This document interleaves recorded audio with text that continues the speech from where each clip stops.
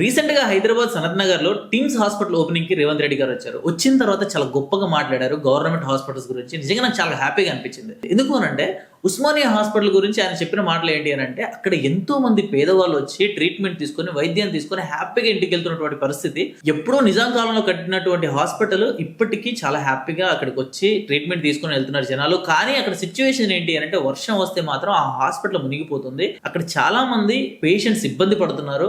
గత 10 సంవత్సరాలు పరిపాలించినటువంటి గవర్నమెంట్ ఏదైతే ఉందో ఆ గవర్నమెంట్ పొరపాటును కూడా పట్టించుకోలేదు. అది దృష్టిలో పెట్టుకొని 2700 కోట్లు పెట్టి నా పక్కన వేరే హాస్పిటల్ కడుతున్నాను అనే రకంగా అయితే ఆయన మాట్లాడడం జరిగింది. నిజంగా అంటే ఒక కొత్త హాస్పిటల్, ఒక కొత్త గవర్నమెంట్ హాస్పిటల్ కడుతున్నారు, చాలా మంది పేదవాళ్ళకి మంచి వైద్యం దొరుకుతుంది అంటే నిజంగా I was very happy. Thank you so much sir CM Revanth Reddy గారు. నేను ఎందుకు ఈ వీడియో చేస్తున్నాను, ఎందుకు ఈ మాటలు మాట్లాడుతున్నానంటే, నిన్న నేను ఒక వీడియో చూడడం జరిగిందండి. వరంగల్ ఎంజిఎం హాస్పిటల్ ప్రతి ఒక్కరికి తెలిసిందే, అది కూడా నిజాం కాలం నాటి హాస్పిటల్. సో ఆ హాస్పిటల్లో ఈ రోజు పేషెంట్ పరిస్థితి ఏంటో మీకు ఒకసారి ఒక వీడియో చూపిస్తాను, చూడండి.